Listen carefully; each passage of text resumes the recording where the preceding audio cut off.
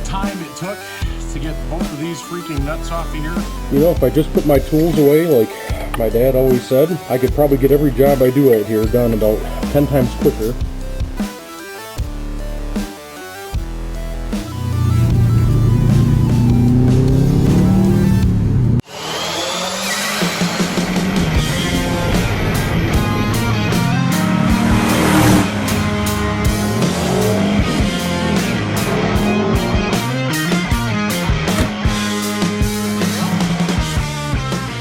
Everybody, it's Adam again, and welcome back to my garage. So today we're going to work on the 2004 STI again. You'll remember a couple weeks back we did the valve cover gasket replacement because we had some leaks underneath the car that were getting onto the header and causing some smoke. And before we get this car back on the road this summer, we're going to replace the turbo as well. Just an OEM replacement with another VF48 I got off of a 2020 STI. Only had 1,500 miles on it, so this turbo is basically brand new. A little bit more background about it before we get into it. So typically I'm driving my LS6 Sonoma in the summertime. Last week I went to go bleed the clutch slave cylinder. I managed to break the bleeder off in the transmission, so I got to do a transmission drop on that truck now and put a new slave cylinder in there. Right now I'm driving the E21 as a daily in the summer. Not so bad when it's nice out, but when it rains or when it starts to get cold, not ideal to ride around the car with no heater, no interior, no carpet, no nothing. So we want to get this STI back on the road here so we can enjoy it the rest of the summer. And I'm going to show you the process that we're going to follow to go ahead and replace this turbo. Before we get too far into it, go ahead and hit the like and subscribe button down below. Let me know what your favorite content is so far on the channel. Do you want to see more Subaru STI content, jet ski content with my JS550 stand-up jet ski, the LS6 Sonoma, or any of the BMW content? Please let me know down below and we'll get more content on the channel in the future. And thanks for watching. We're going to start off by removing the positive battery terminal here just so we don't accidentally hit any wiring as we're working on this. It's always a good practice to remove that anyways, even if you're not working on the electrical side. You don't want to short out against anything accidentally. Okay, next up we're going to go ahead and remove the top mounted intercooler here. A couple of different things you got to do. Obviously the two mounts on the side here.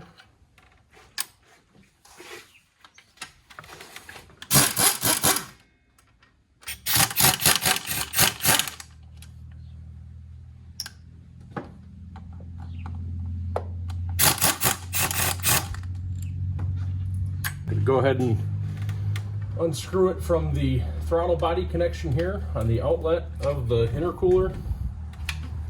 Okay. And on the bottom side here, we've got the turbo outlet going to the intercooler as well. We've also got a couple of hose connections up on top of here. These will typically slide right off, just like that. We'll slide this guy off over here, and she ought to come right out here. There we go. Okay, just to make our lives a little easier, we're going to remove this intercooler mounting bracket off of here.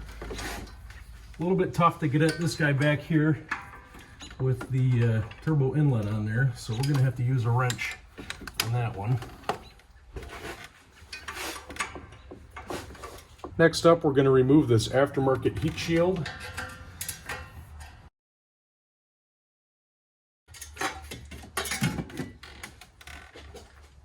And then next, we're going to remove the downpipe. 14 millimeter on there.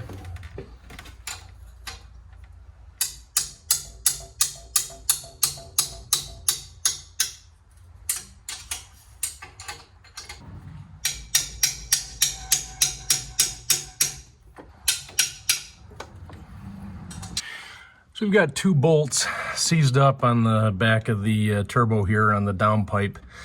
We're going to try to soak them in some PB Blaster, then disconnect the hoses and the coolant lines and oil lines on the top here, and then we'll disconnect the three turbo mounts on the bottom of the flange for the up pipe, and she should be on its way out.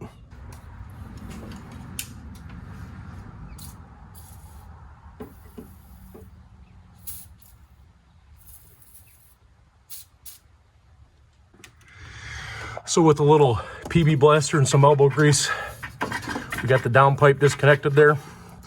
Next up, we're going to go ahead and remove the tubing as well as the, I hope, the actuator arm here for the internal wastegate.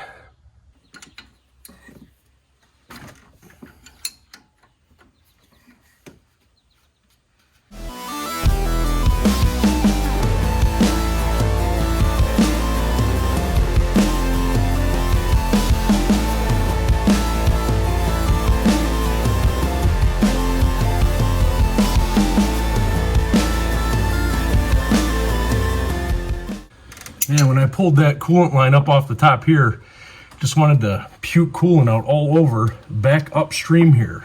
So my guess is it's coming out of the reservoir back up and through and wanting to come out the top there. So that'll be one of the last things we disconnect here.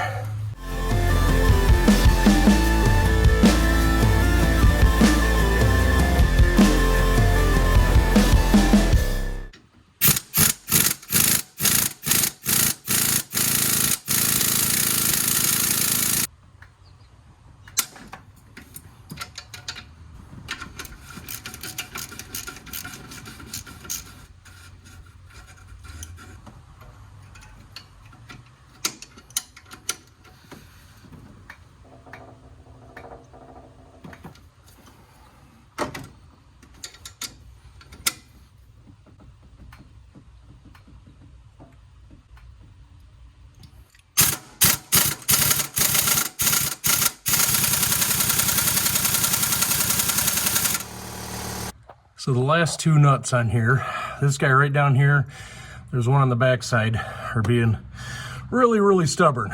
So what we're gonna do is soak them down with some PB Blaster here, let them sit for a while, and we're gonna come back at it again here later.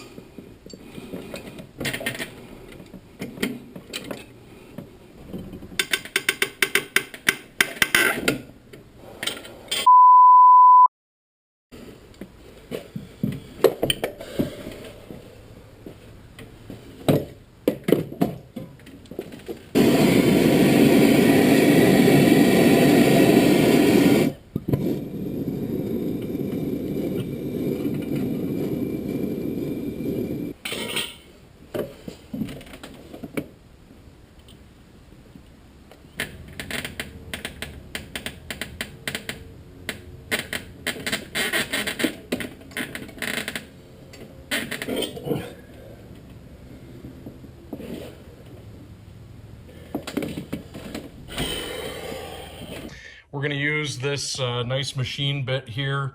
I've used this to hog out material on brake calipers and things like that. Pretty strong bit on there, and we're just going to basically cut away the nut on there. Not using the Dremel in there because I can't fit the Dremel down in where I want it to go. So I think this guy will fit down there real nice. We'll be able to get at it on a couple different sides, and we're going to get this nut off tonight. Yeah! We've got one more bolt left on here. I've soaked it in penetrating oil, done everything else. This is what the bolt looked like from the other night that we got off the back finally. So we got one last bolt to go.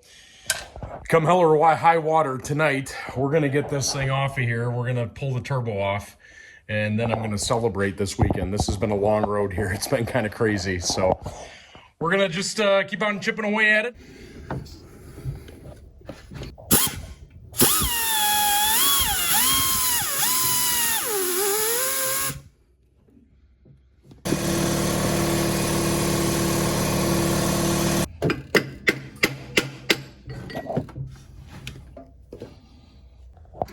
So after a combination of drilling, hitting it with a chisel, and grinding it down with this special bit here. I finally got it to rotate about a quarter turn there. So hopefully we're on our way to the promised land. All right. After all the time it took to get both of these freaking nuts off of here, I mean, honestly, it probably took a good 4 or 5 hours of work just to get these things off. No amount of penetrating oil, nothing worked on them. So I think what I'm going to do in the future, I'm going to invest in one of those coils that go around rusted nuts, because especially down in here by the oil lines and everything else, I didn't want to leave the torch on there for too long.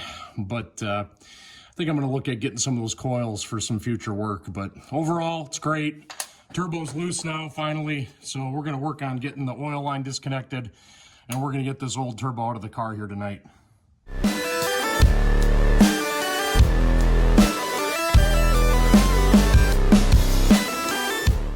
There's an incredible amount of coolant just hemorrhaging out of the turbo right now. I gotta believe it's coming from this reservoir up here.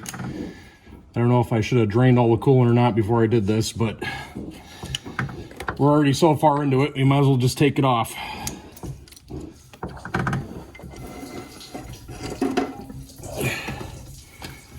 All right, now she's free. And there we go. So she's off. I got the gasket off of there as well, and didn't really touch the threads on the back side here, which is good. I managed to put a little dent in that side with the drill bit as we were getting at it. So just out of precaution, I'm going to go ahead and chase the threads on this. And if I got to get the tool, I'll go get that. But we'll clean the threads up on here. I think that ought to be all right down there. It's still above where we end up torquing on it. So we'll think hopefully we'll be able to torque down there real nice. And I'm going to put a bunch of anti-seize on here, and hopefully that'll help. So the next guy who takes a turbo off won't have to deal with this. We are officially over the hump. All the disassembly has happened, and we're going to get on our way to reassembling this thing. Yeah! Before we mount up the turbos here, so we got the new one over here. This is a VF48 off of a 2020 STI. And then we've got the VF39, which was stock on my 2004 here. But the only thing I could see different, on the outside of the housing here, the casting looks different. At least appearance from the outside wise, I mean, it looks pretty much the same. A couple of things I've seen online are the wastegate designs are different. I mean, it's not really evident from what we've got, here just in front of us. Again, these are internal wastegate turbos here, so whatever we've got going on with them, maybe they just have a different hole size, or the porting is a little bit different. And then something else on this VF39 that we pulled off, given it's got high miles on it, I don't know if we'll be able to see it too well on here, but you can see there's a little bit of a crack there, sort of in the upper left quadrant of where the wastegate is there. So I don't know if that's the reason why I've got the boost building issues, hitting my boost target issues or not. Given there's 123,000 miles on this guy, it was time to take it off, and maybe we'll save it for a rebuild someday, or just put it up on the shelf so I can look at it 10 years from now and wonder why I kept it. But all in all, hopefully this cures a little bit of the oil consumption issue I had, and we'll see if we can get back to building up to the boost target again. One last thing we got to do before we put the new turbo in the vehicle. As you can see, the old one's got the wastegate actuator on there still. We're going to swap that over to the new guy here, and we ought to be ready at that point to get her all buttoned up in the vehicle.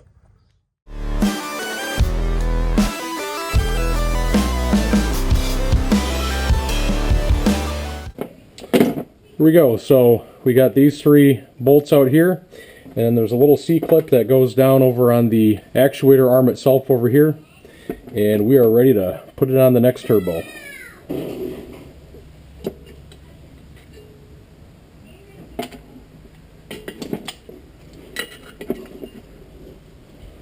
If I just put my tools away like my dad always said, I could probably get every job I do out here done about 10 times quicker.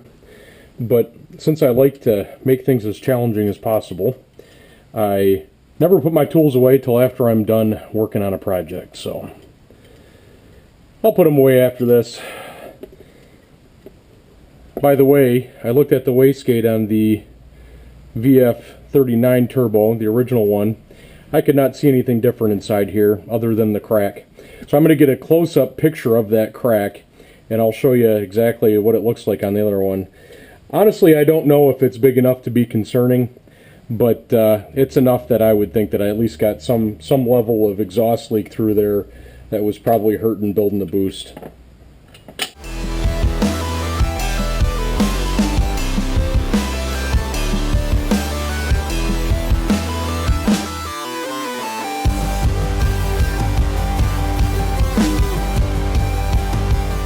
Also noticed this turbo that I got here is missing one of the threaded studs over here. So I'm either going to run my bolt in from the backside, or I'm going to try to get one of the studs off of the old turbo over here. Alright, I decided I'm just going to run a bolt in from the backside there. Time to put the turbo in the car. So we've got everything but the oil feed line hooked up on here. We just want to get good access down to that bottom bolt there. And what I'm going to do is I'm going to go ahead and put some anti-seize on these nuts as well, just like I did when I was doing the cylinder head gaskets. So ultimately we're going to torque these down to about 25 foot-pounds, and then we're going to mount the down pipe from the back of the turbo there. And then pretty much it's reassembling everything else. We got to put in the intercooler, etc., get all the hoses hooked back up, and we should be ready to start it tonight.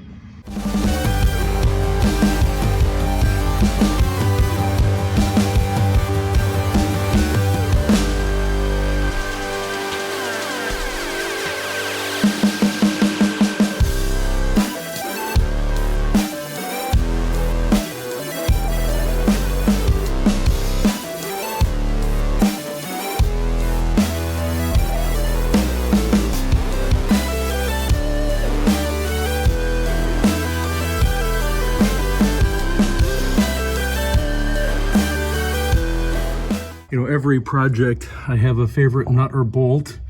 You know, you guys already know about these down here. Those were fun getting those off. But I forgot about this guy. Basically, it's almost impossible to get at. This is the intercooler bracket here. And the outlet for the turbo happens to be right over top of that. So you can barely fit a little wrench down in there to get that guy cranked down. That's my third favorite bolt on this whole project.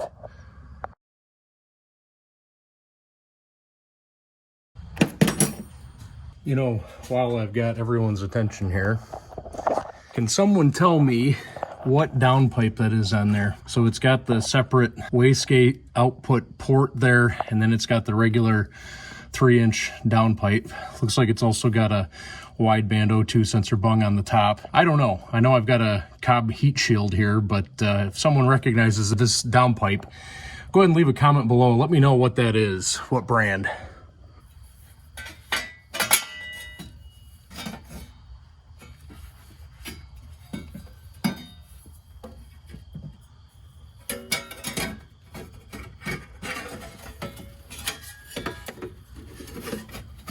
Well, I'm an idiot. That bracket is in the wrong place for this guy.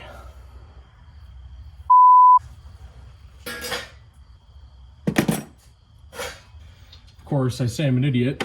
You guys already knew that, but every step of the way you learn something new about yourself.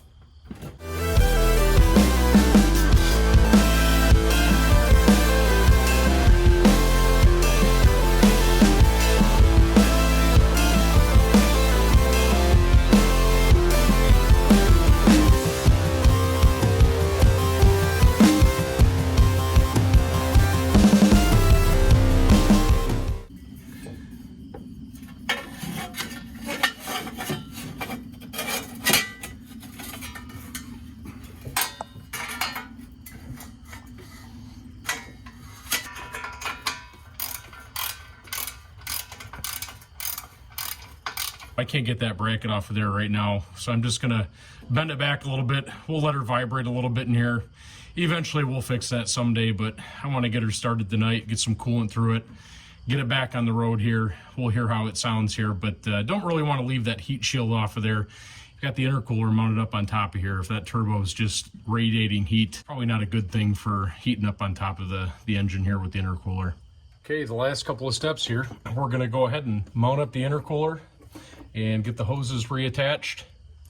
And then what we're gonna do is underneath there, we gotta get the midsection of the exhaust pipe hooked back up. And then we're going to start it, and then we're going to fill her back up with coolant, and we're going to circulate some oil through it with that sea foam in there and let it idle for a little bit. Tomorrow we're going to change the oil in it, and then she'll be ready to go on the road. We'll be back to daily driving her in the summer. We can finally put the E21 back to fun day only activities as opposed to the summer daily driver. And an added bonus, I get AC on this car. So this will be the first car that I've had AC on this summer, except for when my wife is extra nice and lets me drive the Yukon.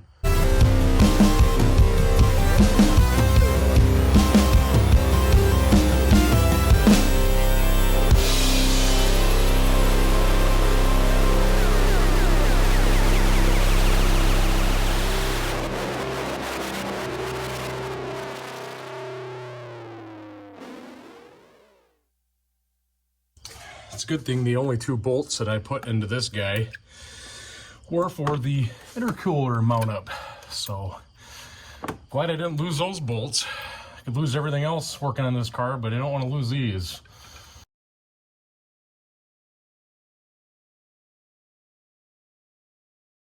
We're going to get the battery hooked up, climb underneath and get the last 2 exhaust bolts put back on.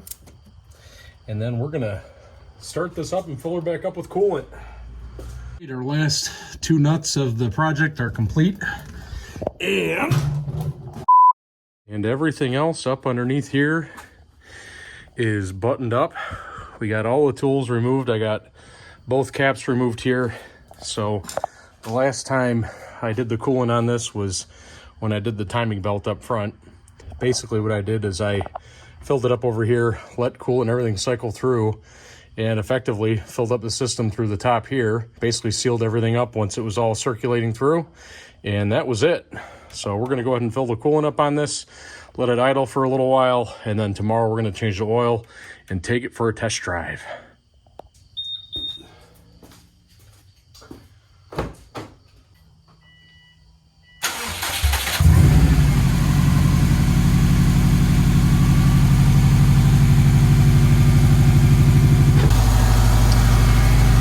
Got just a little bit of smoke coming off the side over here. I think what that's from is it's the residual coolant that had leaked down onto the downpipe. Actually had quite a bit leak into the downpipe just based off where that hose was dripping. But you know, for the most part, everything sounds nice and clean, nice and smooth. She's idling real good. So all the vacuum lines, everything are hooked up real nicely together. We're gonna go ahead and let her idle here, and we're gonna start putting coolant in there.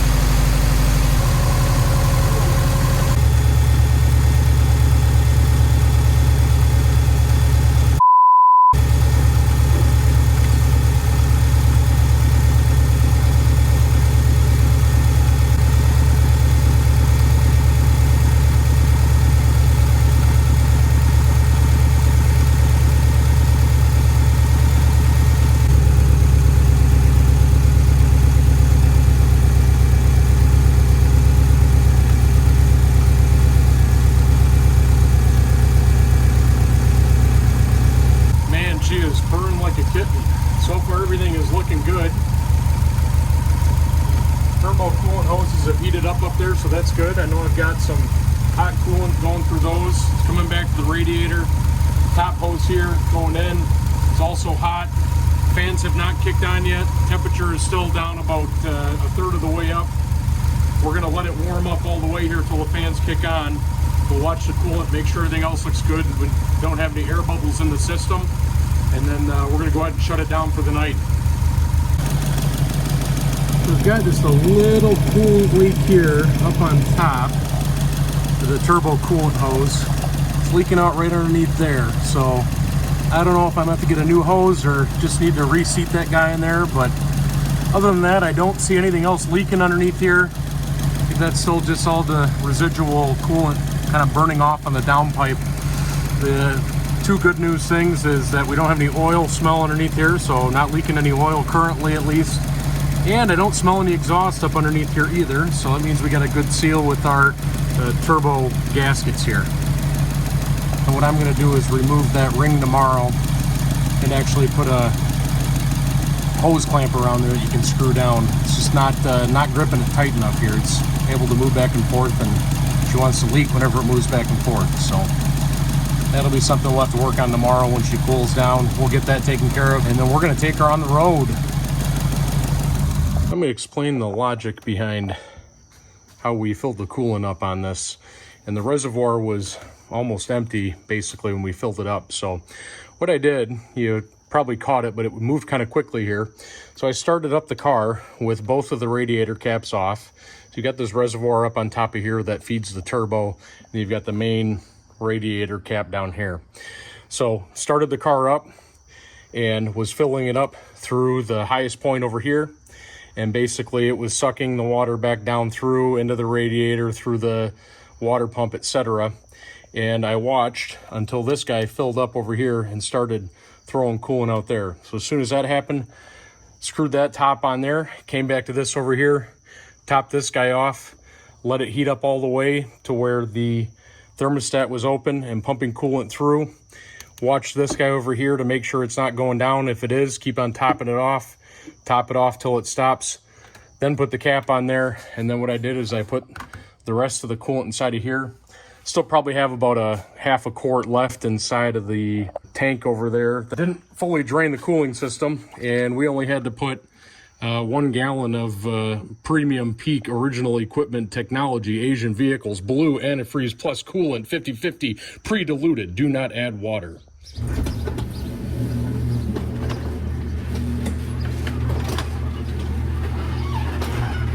All right, so today's the big day. We're gonna get the oil changed in the car here, and then we're gonna go take it for a test drive. Hopefully everything else looks good and we don't have any new leaks underneath. All the repairs, everything, hopefully everything looks good. By the time I get this car out and washed up and everything outside, you know what? I think I'm gonna clean up the garage after this because it's been a long couple of weeks here, and I've lost a couple of tools over the course of that time. So I need to work on cleaning up after myself when I'm done for the day, not when I'm done with projects. So we'll take it for a test drive here shortly. You know, it's going to be a great day. Can finally find T6 oil at Walmart and Tractor Supply again. So it's a good year without finding them. Now finally, they're back on the shelves. All right. Hi guys. Make sure your feet are clean, please. You can open that, and I'll open that. No, honey, you can look in there. I just don't want people in there with dirty feet. If you got shoes on, you can take your shoes off. I just don't want people going in there with oil all over their feet, guys. Come on. I don't have oil on my feet.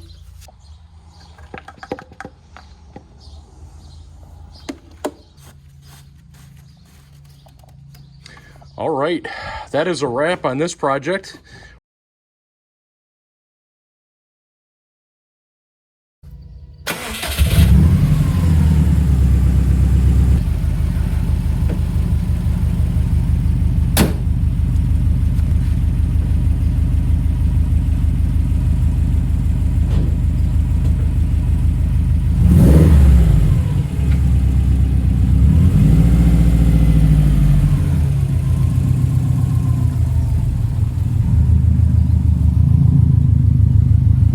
Finally got the Subaru out on the road.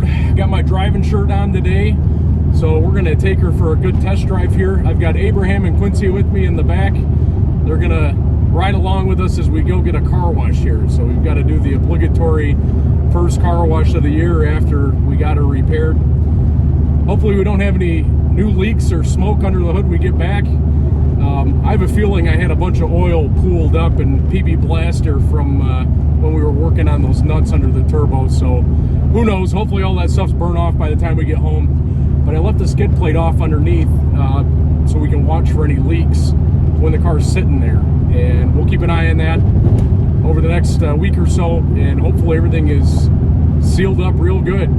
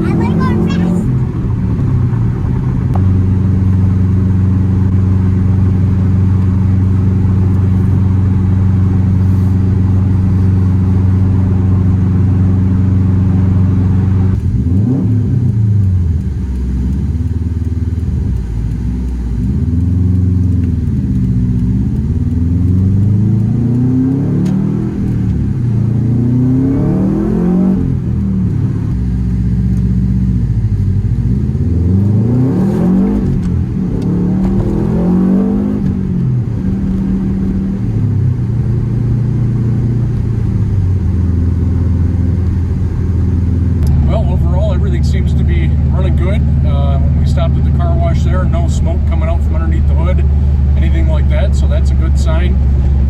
As far as hitting the boost target, so looking through the maps, basically the Pro Tune has a boost target of 18.5, and the Cobb Stage 2 is 17.3 psi. When I turn on the Cobb Stage 2, it actually seems like it runs better. And you know, we also hit the boost targets. I'm able to hit up to about 17.2, 17.3. But overall, everything's good. Great to have the car back on the road. At least I can put it back into daily driver duty.